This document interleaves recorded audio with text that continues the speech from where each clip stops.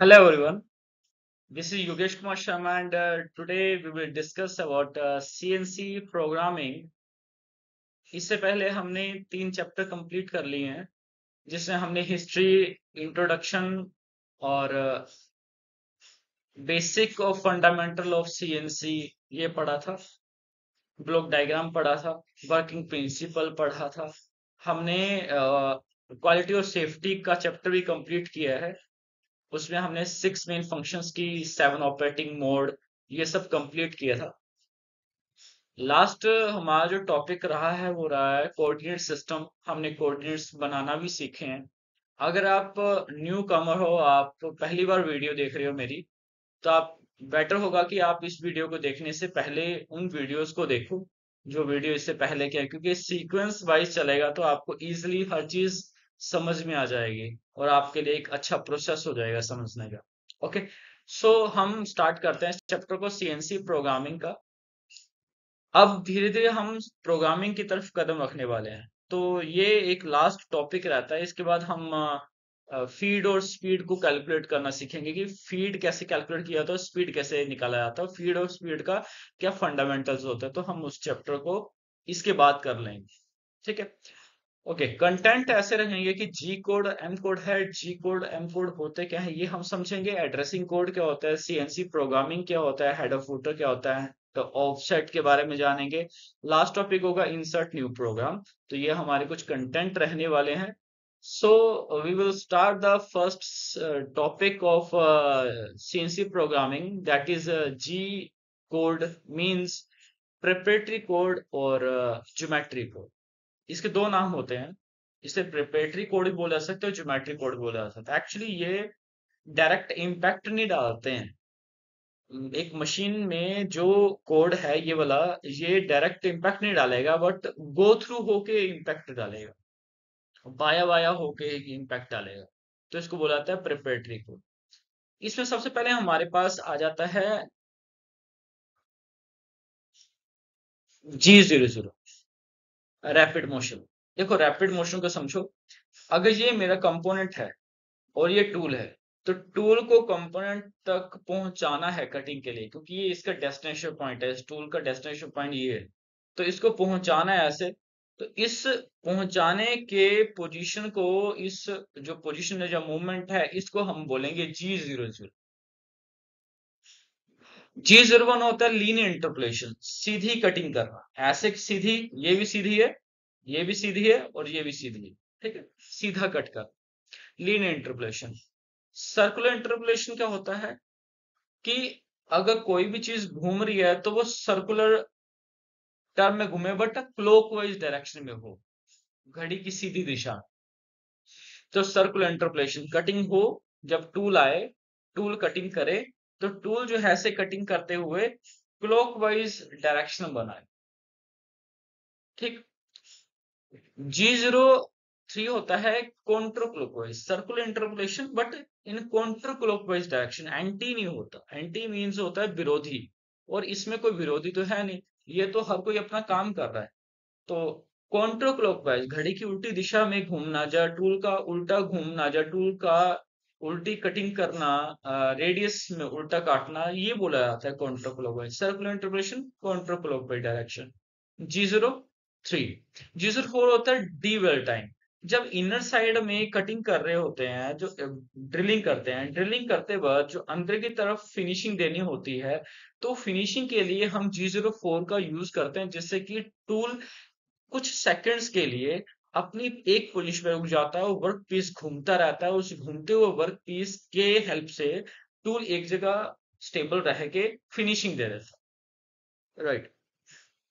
G20 होता है value in inches. अगर हमारा जो भी कंपोनेंट है, उस कंपोनेंट को बनाने के लिए जो हम डायमेंशंस यूज कर रहे हैं, अगर वो इंचेस में है, तो हम लिखेंगे G20। क्या लिखेंगे? G20। और अगर हम G21 लिखते हैं, तो वैल्यू जो है, डायमेंशन जो है, वो में दी होनी चाहिए। एंड बाई नेचर हमारी जो मशीन है वो G21 में ही काम करती है, हमें उसको समझाना नहीं पड़ता है।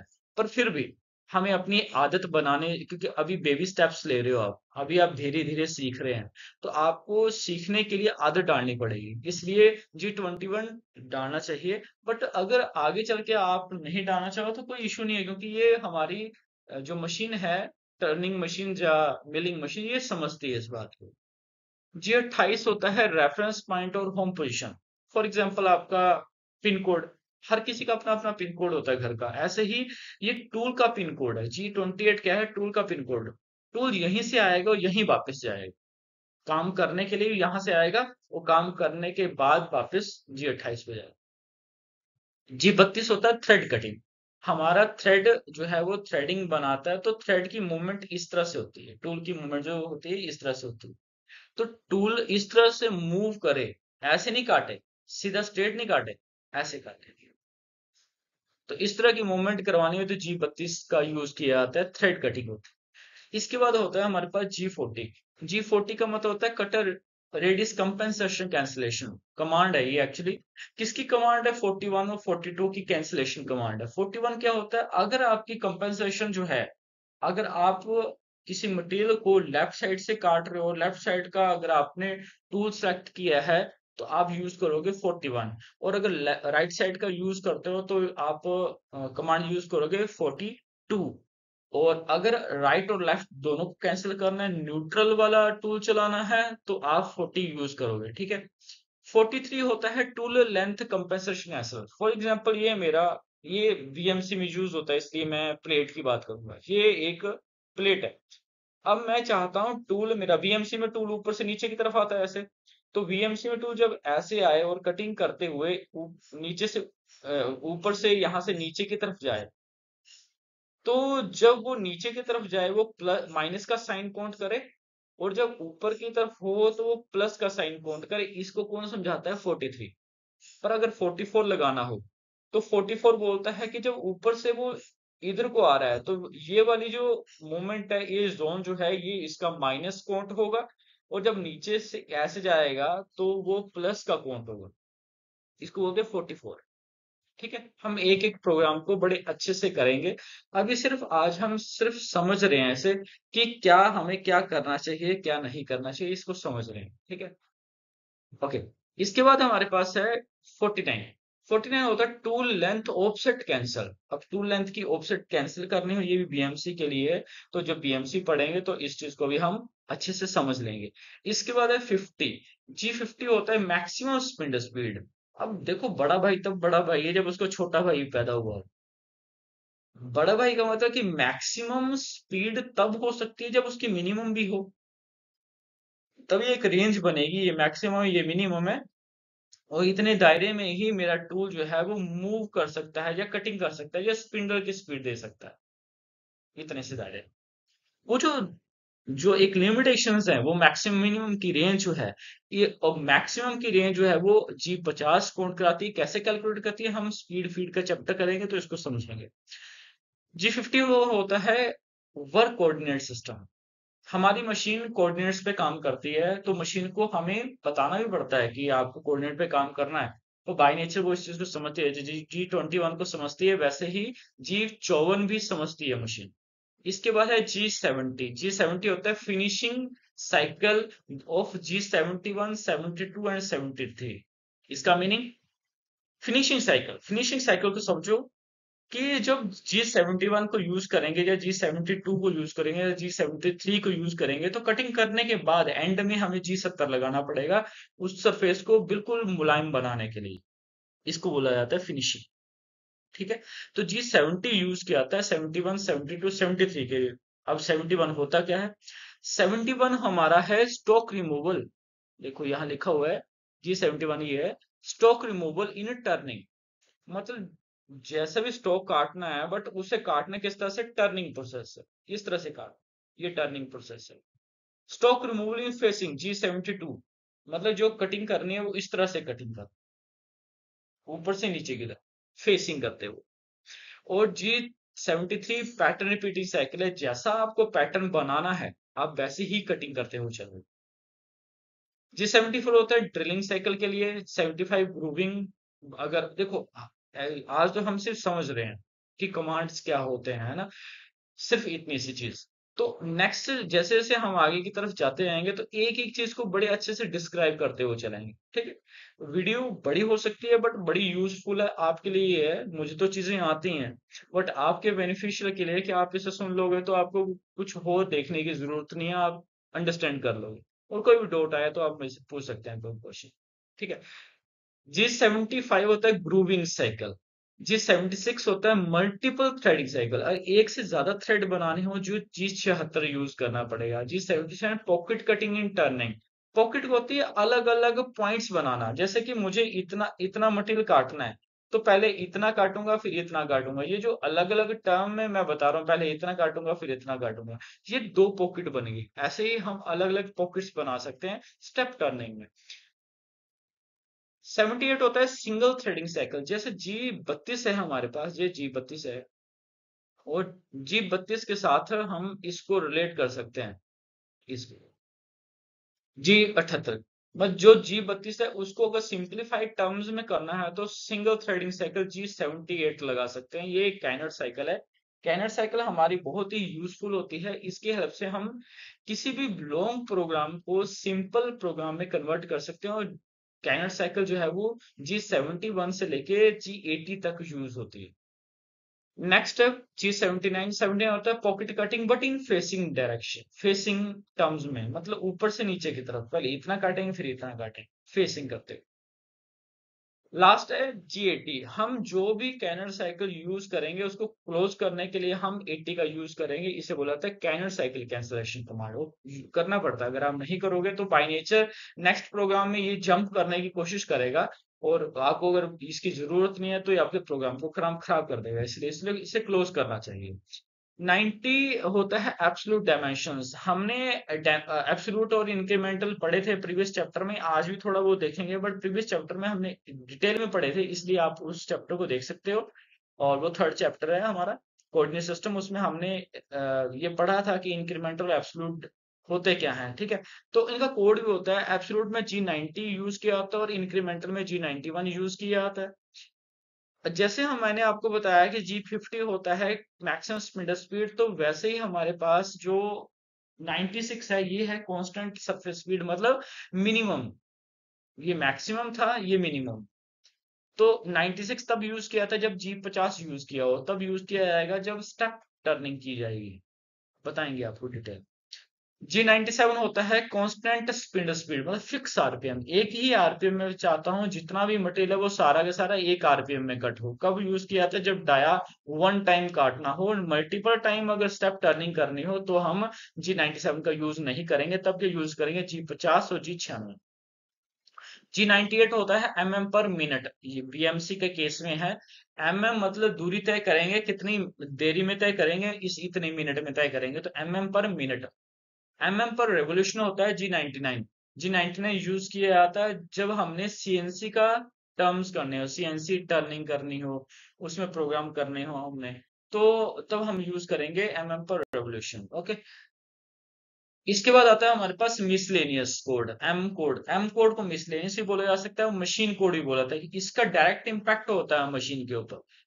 M00 होता है स्टॉप प्रोग्राम। देखो समझने वाली बातें यहाँ पे थोड़ा सा कंफ्यूजन कर सकते हैं।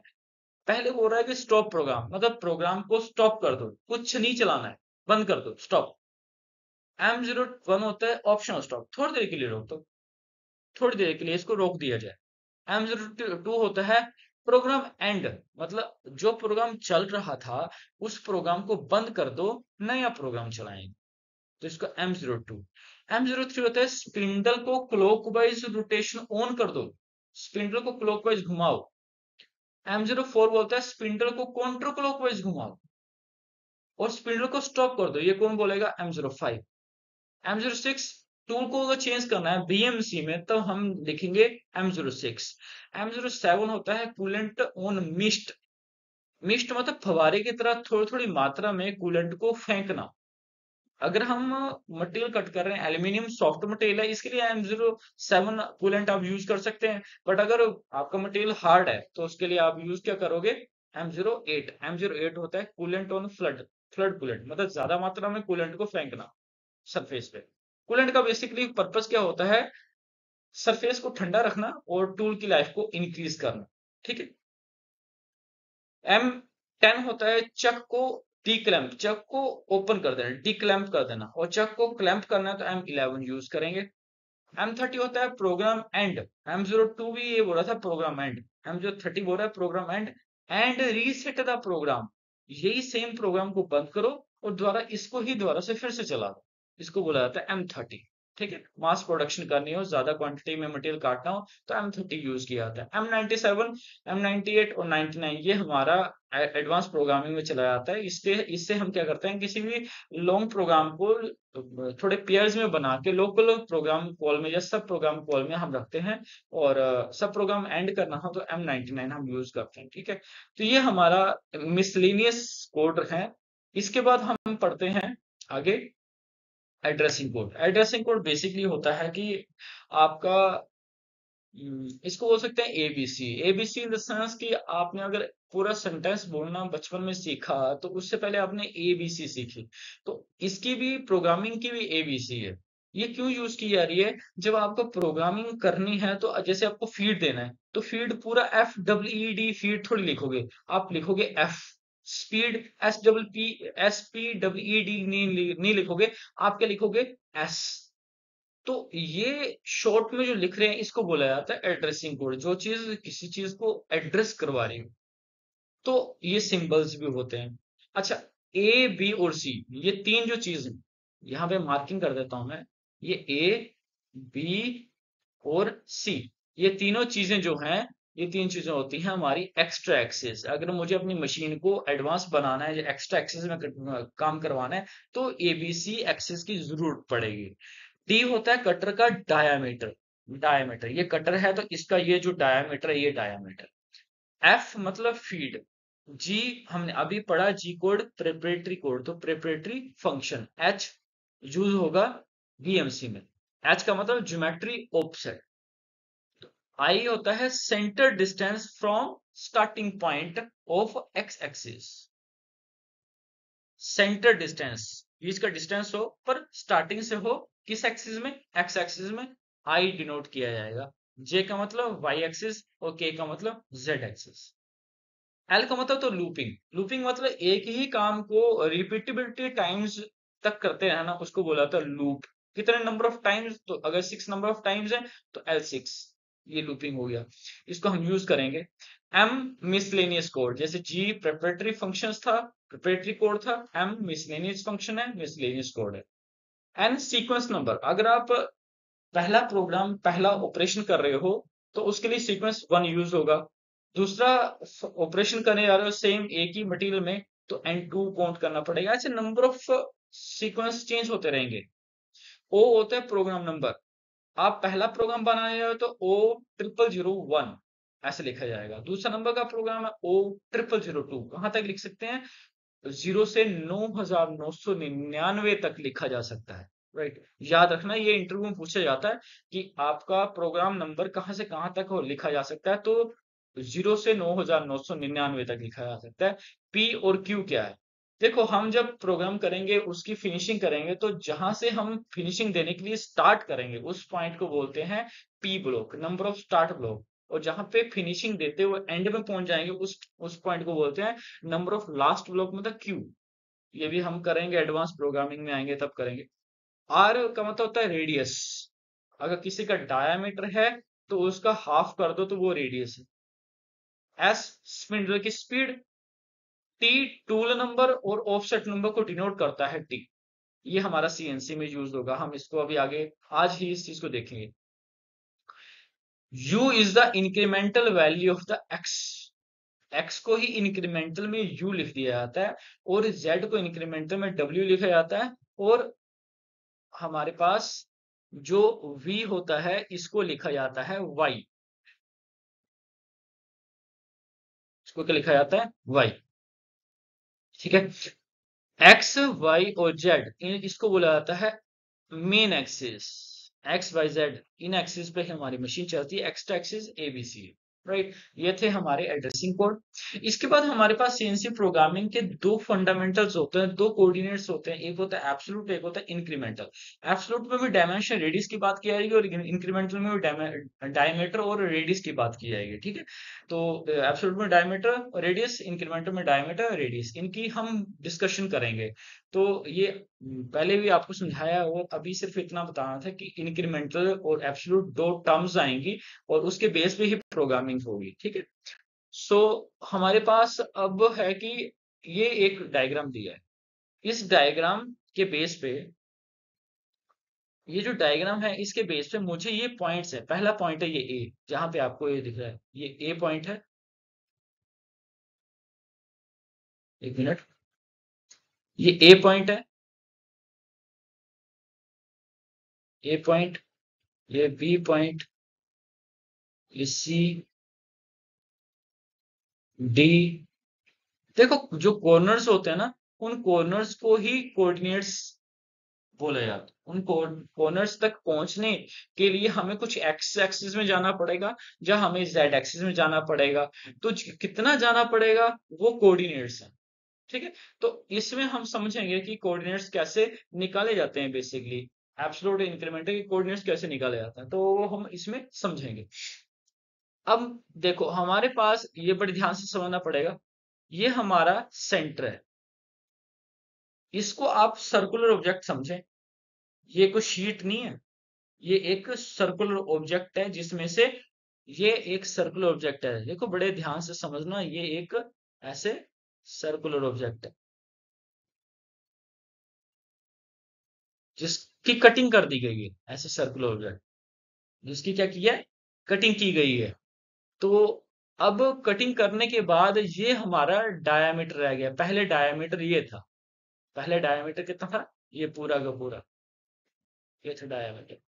पर कटिंग करने के बाद डायमीटर इतना, फिर उसके बाद कटिंग की तो डायमीटर इतना है, डायमीटर कम हो रहा है। अब यहाँ पे डायमीटर कितना है, 35, यहाँ पे कितना है 45, और यहाँ पे कितना है 55।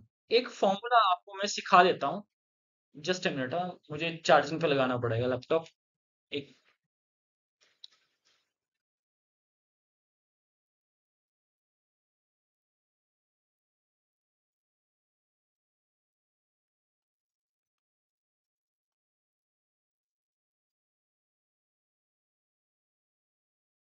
Okay, thank you. सो हमारे पास जो हमने अभी डिस्कशन किया कि हमें, इसको इरेज कर देता हूं मैं, आपको इजी हो जाएगा समझने के लिए, ठीक है। सो हमारे पास क्या है, ये एक सर्कुलर ऑब्जेक्ट है। इस सर्कुलर ऑब्जेक्ट में जो ए पॉइंट है, जो मेरे पास ये ए पॉइंट है, ए पॉइंट के पास इसके कोऑर्डिनेट से पहले हम एब्सोल्यूट प्रोग्राम करेंगे। इसमें थोड़ा समय लगेगा, मैं आपको थोड़ा समय लूंगा इसमें, 10 मिनट के करीब, क्योंकि इसको समझाना पड़ेगा। This is the backbone of the programming.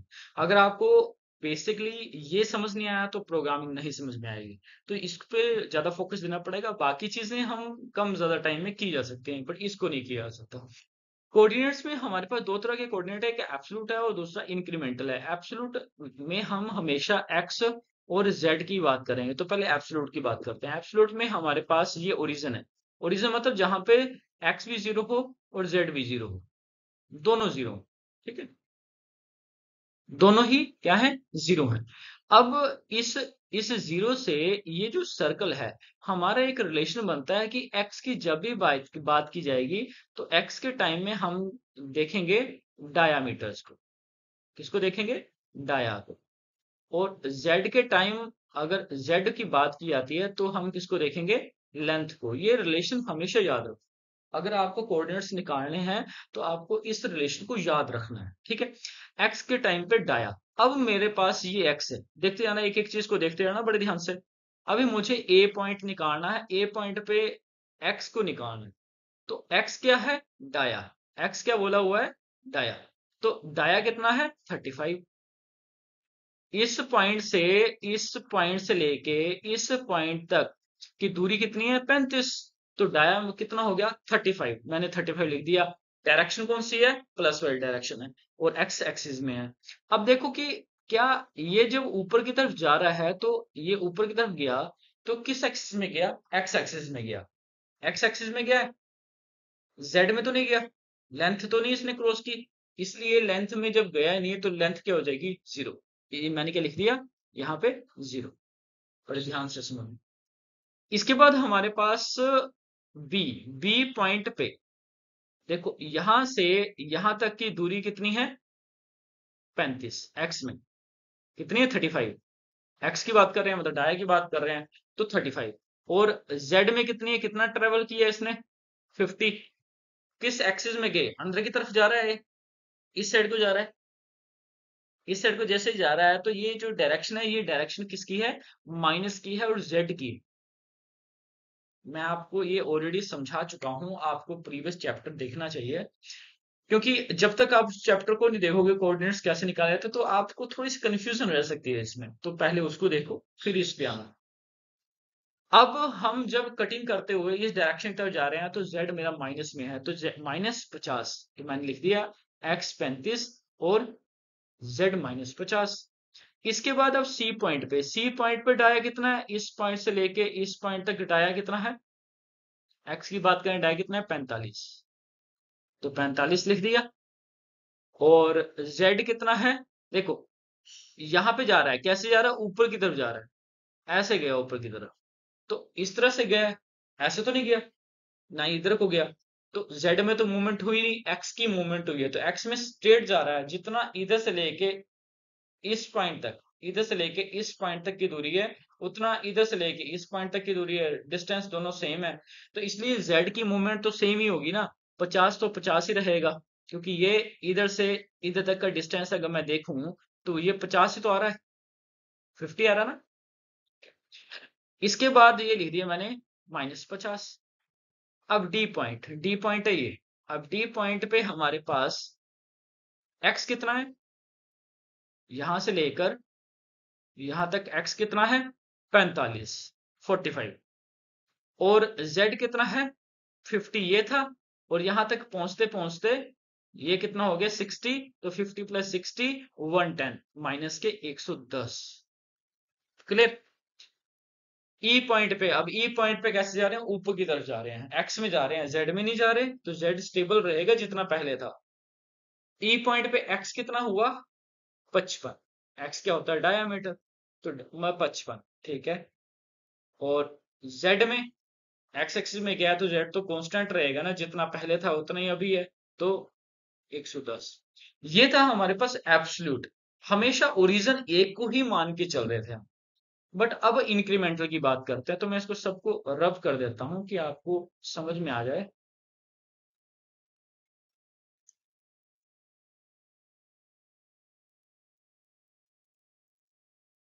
ठीक है, ओके। सो हम बात करते हैं, सबसे पहले हमें ओरिजिन से ही, ये ओरिजिन है, ओरिजिन से ए पॉइंट तक जाना है। पहले भी ओरिजिन से ही देखो, कहीं भी जाना हो आपको अपने घर से जाना पड़ेगा ना, स्टार्टिंग से।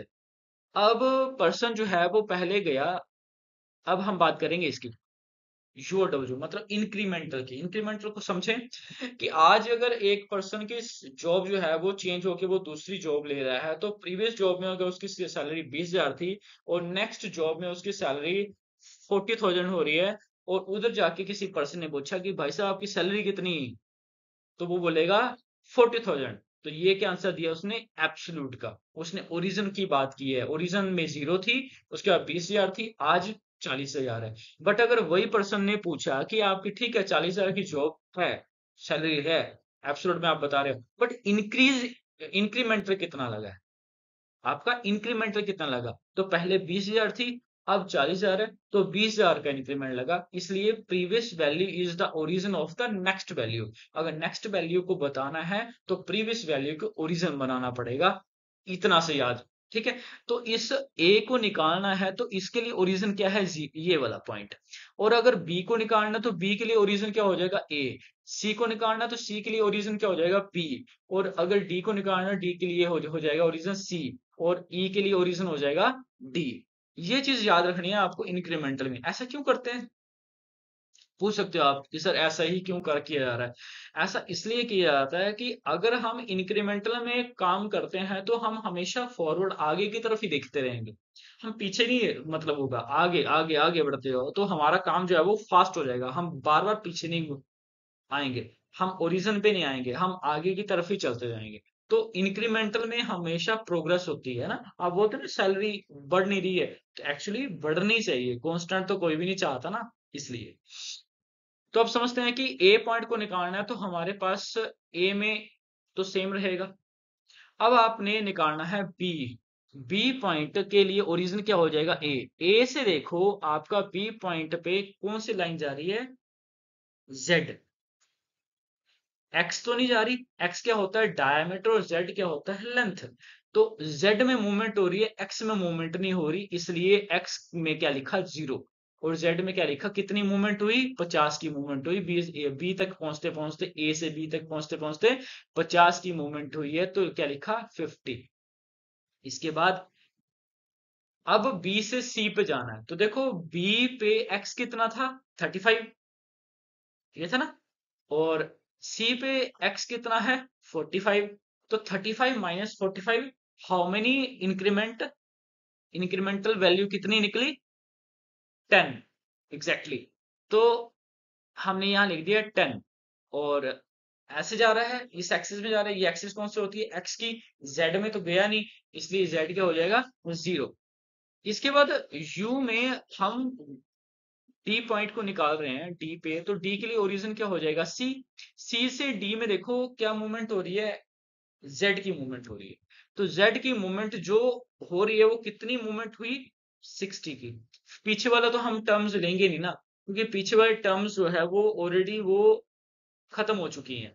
हम प्रीवियस वैल्यू की बात कर रहे हैं, हम स्टार्टिंग वैल्यू की नहीं बात करेंगे। इसलिए सी से डी में कितनी मूवमेंट हुई, 60 की। तो मैंने लिख दिया कि जेड में 60 की मूवमेंट हुई है, एक्स में मूवमेंट हुई नहीं, तो ये 0 है। इसके बाद हमारे पास फिर से डी से ई में जा रहे हैं, तो किस एक्सिस में जा रहे हैं, ऊपर की तरफ जा रहे हैं, एक्स में। कितना, पहले थी 45, अब है 55, तो 45 minus 55, how many incremental value, 10। तो यहां लिख देंगे 10, और जिसमें मूवमेंट हुई नहीं है उसको क्या लिखेंगे, 0। ये हमारा टर्म था एक्स और जेड और यू और डब्ल्यू को निकालने का। अब एब्सोल्यूट में प्रोग्राम बताता हूँ कैसे लिखा जाता है। हमने कोऑर्डिनेट्स तो निकाल लिए हैं एब्सोल्यूट के और इंक्रीमेंटल के भी, बट प्रोग्राम बनाना सीखते हैं। सबसे पहले हमने बात की थी कि ये टूल है, अगर यहाँ पे टूल है, इस टूल को कटिंग करने के लिए इस पॉइंट से इस पॉइंट तक पहुंचना है, तो ये जो पहुंचने के लिए जो दूरी तय की जा रही है इसको बोला जाता है G00। तो मैंने लिख दिया G00। एक्स में कितना पहुंचना है, 35 पे पहुंचा है, और जेड में 2 mm बाहर है। अगर ये यहां से पहुंचता हुआ इधर तक पहुंचा है, तो ये कुछ दूरी पे है, दूरी है, ये मैंने डिसाइड किया कि 2 mm है। आप इसको 1 mm कर सकते हैं, आपकी मर्जी है। तो 2 mm ये है, और ये कितने एक्सिस, एक्स एक्सिस में कितना है, डाया कितना है इसका, जितना हमारे पास ए का डाया है, कितना है, 35। तो 35, और जेड में 2 mm बाहर। अब ये यहां से ब्लैक कलर हो जाता, ठीक है। अब ये यहां से कटिंग करता हुआ सीधा जाएगा और यहां तक पहुंचेगा। तो कटिंग करता हुआ सीधा जाएगा ना, इसके लिए क्या कोड यूज होगा, G01, लीनियर इंटरपोलेशन। अभी पढ़ा हमने लीनियर इंटरपोलेशन, G01। तो इसमें कहा पहुंचेगा, बी पे पहुंचेगा। बी पे देखो हमारे पास x कितना है, 35, और z कितना है, -50। x 35, ये देखो, और z में -50। और अब देखो, अगर वो मूवमेंट करता है यहां से इधर को जा रहा है, विदाउट एनी फीड कभी भी मूवमेंट हो ही नहीं सकती। मतलब एक टायर है, वो घूम भी रहा है और आगे की तरफ भी चल रहा है, तो ये जो घूमना है ये इसकी स्पीड है, और फीड क्या है उसकी, घूमते हुए आगे की तरफ लेके जा, तो वो फीड है। बिना फीड के कभी मूवमेंट नहीं हो सकती, इसलिए मूवमेंट हम करवा रहे हैं तो वो ड्यू टू द फीड। कितनी फीड रखी है कि कैसे पता लगा, इसका फॉर्मूला है। मैं कल आपको इसके बारे में भी समझाऊंगा कि फीड और स्पीड कैसे निकाला जाता है। मैंने यहाँ फिलहाल लिख दिया 0.2, मैं आपको बताऊंगा कि 0.2 कैसे कैलकुलेट हुआ है। इसके बाद ये जो लगा है पॉइंट और कोमा, इसको बोले एंड ऑफ ब्लॉक। ये आपको मैं एक दिन सीएनसी मशीन दिखाऊंगा, उसमें जो हमारे कोऑर्डिनेट होता है उसमें ही एक बटन होता है जिसका नाम होता है ईओबी। उसको हम जैसे क्लिक करते हैं तो ये कोमा और बिंदु लग जाता है, इसको बोला जाता है एंड ऑफ ब्लॉक। ये ब्लॉक को एंड कर देता है। G01 फिर से ये देखो ऊपर की तरफ जा रहा है वैसे, तो ऊपर जाएगा तब भी G01 काउंट होगा, जे भी G01 काउंट करेंगे, इसको भी G01 काउंट करेंगे ना। सारी G01 है ऐसे करके जो बन रहा है G01। तो G01 की डायरेक्शन है और हम अभी सी पे जा रहे हैं। सी पे क्या है 45 माइनस 50, यही यहाँ पे लिखा है 45 माइनस 50। और इसके बाद 45 एक माइनस 110। वो देखो जो चीजें यहाँ पे लिखी है वही मैंने वहां पे पुट कर दी है, बहुत इजी है। सिर्फ मेन फंडामेंटल होते हैं कि आपके कोऑर्डिनेट्स निकलना। अगर कोऑर्डिनेट्स निकल जाते हैं तो आप प्रोग्राम बना सकते हैं। बस इतना से समझना था आज, बाकी आगे प्रोग्रामिंग में समझेंगे। ठीक है, आई होप सो कि आपको समझ में आ रहा होगा। बाकी बार बार वीडियो देखना, समझ में आ जाएगा इजीली, इतना भी टफ नहीं है कि आप समझ ना सकें। ठीक है, फिर भी आप क्वेश्चनिंग कर सकते हैं, आप कमेंट कर सकते हैं। ये आपके लिए क्वेश्चन है, आप इसको सॉल्व करोगे और सब अपने अपने क्वेश्चंस जो है वो सॉल्व करके मुझे कमेंट करोगे कि आपके सॉल्व हो गए। अगर कोई प्रॉब्लम आई है तो आप मुझे बता सकते हैं। ये दूसरा क्वेश्चन है, इसको भी आप सॉल्व करें, आपके लिए बना के रखे हैं। ठीक है, ओके। सो अब टॉपिक है कि हेडर और फुटर। हेडर, आप इससे समझेंगे हेडर और फुटर होता क्या है। जैसे हम छोटे थे तो हम स्कूल में पढ़ते थे और ऑफिस टाइम में भी हमने एप्लीकेशंस वगैरह लिखी हैं। तो हम क्या लिखते हैं कि टू द प्रिंसिपल, एंड वो प्रिंसिपल की कंप्लीट एड्रेस वगैरह, और उसके बाद सब्जेक्ट। तो सब्जेक्ट तक जो चीजें होती हैं वो होता है हेडर। और फुटर होता है use obediently name, roll number, date. ये जो चीजें होती हैं ये क्या होती है, फुटर। इसको दूसरे टर्म में समझें, जो भी हम प्रोग्रामिंग में स्टार्ट करने वाले हैं इसको लिखा जाता है हेडर में। और उन उन जो चीजों को स्टार्ट किया है उन्हें बंद करने के लिए हम क्या लिखते हैं, फुटर। तो यहां पे हम समझेंगे ये क्या है, ओ 0001, प्रोग्राम नंबर 1। ओ 0001, ये प्रोग्राम नंबर क्या है, 1। तो ये एंड ऑफ ब्लॉक लगा दी, इसको क्या बोलेंगे, प्रोग्राम नंबर। एक नंबर का प्रोग्राम है जी, बहुत बढ़िया। अगर दो नंबर का हो तो क्या लिखेंगे, ओ 0002। सीक्वेंस नंबर, पहला प्रोग्राम है और पहला ऑपरेशन कर रहे हैं तो पहला ही सीक्वेंस देना पड़ेगा, तो N1। इसके लिए क्या कह दिया, N1। ये सीक्वेंस बनाया हुआ है ऐसे ही, आपको ऐसे ही फॉलो करना है इसको। कंपनसेशन कैंसिलेशन कमांड, ये हमारी गाड़ी की बम्पर का काम करता है। मान लो आप गाड़ी बड़ी प्यारी सी चला रहे हो तो पीछे से कोई ठोक गया तो होगा क्या, अल्टीमेटली नुकसान आप ही का है। इसलिए बम्पर लगाया जाता है कि अगर कोई पीछे से स्ट्राइक करता है तो उसकी गाड़ी ज्यादा डैमेज हो रेदर देन मी। तो ये बम्पर है कि अगर किसी ने G80 कैनन साइकिल यूज किया और G80 से कैंसिल नहीं किया बाय मिस्टेक, तो मैं अपनी सेफ्टी के लिए पहले ही G80 लगा के चलूंगा और G40 लगा के चलूंगा कि अगर G41 42 जब कैनन साइकिल यूज की थी तो वो खुद ही कैंसिल हो जाए, ये मुझे कुछ नुकसान ना करे। इसके बाद machine home position. Machine home position G28 बताया था कि ये इसका क्या है, पिन कोड। तो पिन कोड में रेस्ट पोजीशन पे है, U इंक्रीमेंटल में, और Z मतलब W इंक्रीमेंटल में। टूल जो है वो रेस्ट पोजीशन पे है, कहाँ पे, अपने घर पे, तो घर का एड्रेस है ये। इसके बाद मशीन होम पोजीशन हो गया। तो टूल नंबर, अब टूल नंबर का मतलब क्या होता है कि दो चीजें आती है, टूल नंबर और ऑफसेट नंबर। टूल नंबर होता है कि किस टूल से आप कटिंग करवाना चाह रहे हो, वो कौन से नंबर पे लगा हुआ है। तो मान लो T01 है, तो T01 मतलब 1 नंबर टूल है जिससे हम कटिंग करेंगे।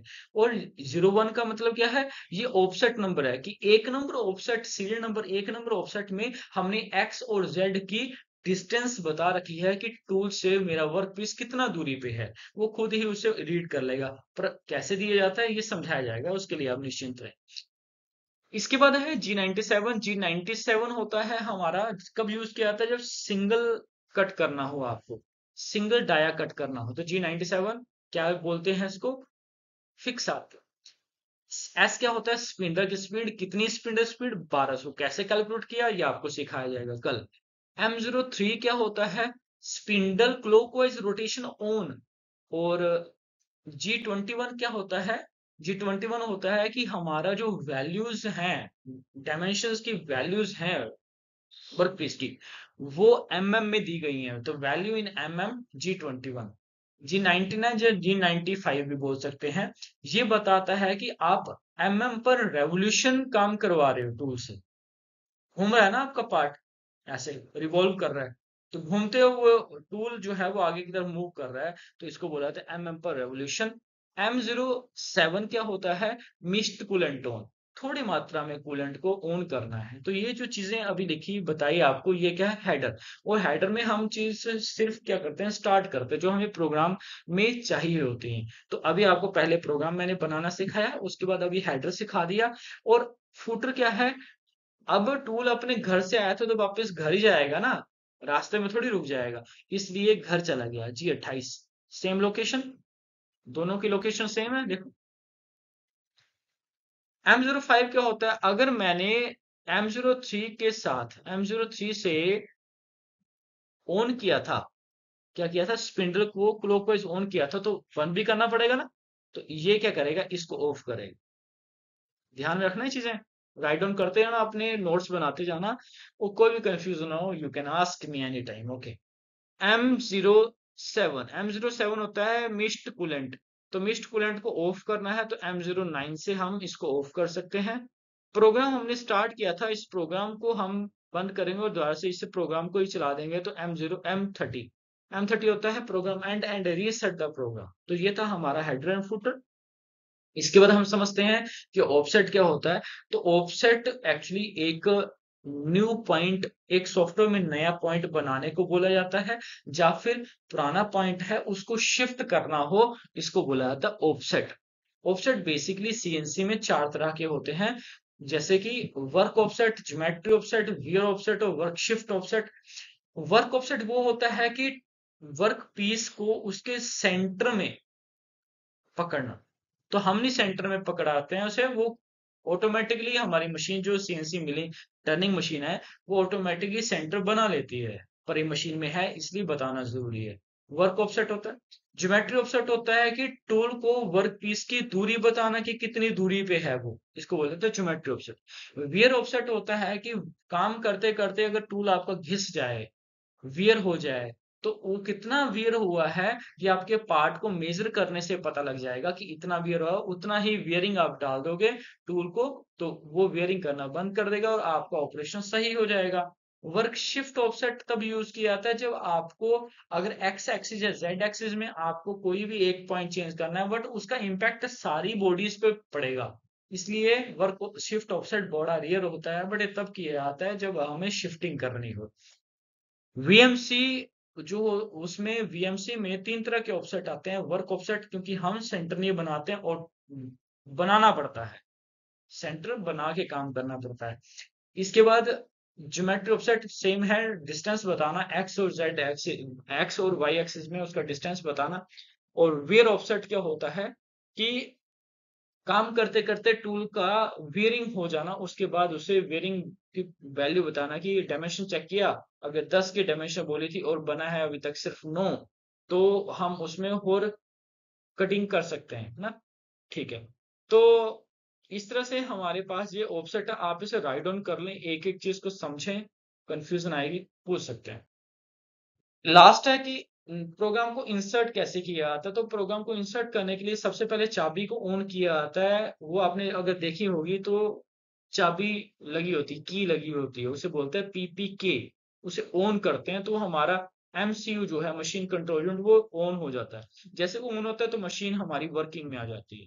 तो हम 6 मेन फंक्शंस की पढ़े थे, 7 ऑपरेटिंग मोड पढ़े थे। 7 ऑपरेटिंग मोड में पहला मोड होता है एडिट मोड। अब एडिट मोड में जाओगे, मोड को चेंज किया, एडिट मोड में चले गए, फिर 6 मेन फंक्शंस की जो होती है उसमें आपने प्रोग्राम फंक्शन की को दबाना है, जिससे प्रोग्राम ओपन हो जाएंगे। उसमें जिस प्रोग्राम को आपको चाहिए, जिसमें चेंज करना है या नया प्रोग्राम डालना है, उसे फिल करोगे, क्रिएट प्रोग्राम करोगे, इंसर्ट करोगे, एंड ऑफ ब्लॉक दबाओगे, और आप इसी तरह से सीक्वेंस करते हुए प्रोग्राम को जनरेट कर दोगे और रीड डाउन करवा दोगे। तो ये था आपका आज का टॉपिक, जिससे हमने आज ये समझ लिया कि जो बेसिक फंडामेंटल है, अभी हमने प्रोग्रामिंग नहीं समझी है, अभी हमने बेसिक फंडामेंटल समझे कि प्रोग्रामिंग करने के लिए हमें चीजों की जरूरत क्या है।